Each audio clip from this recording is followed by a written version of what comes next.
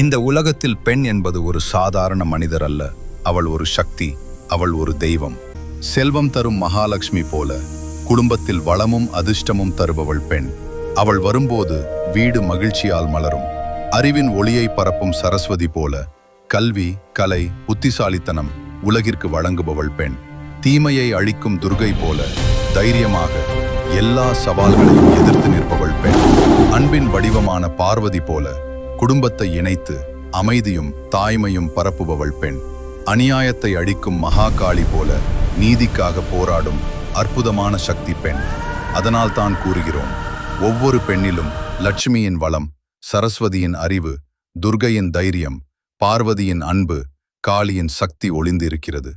பெண் என்றால் சக்தி, பெண் என்றால் தெய்வம். Happy women's day.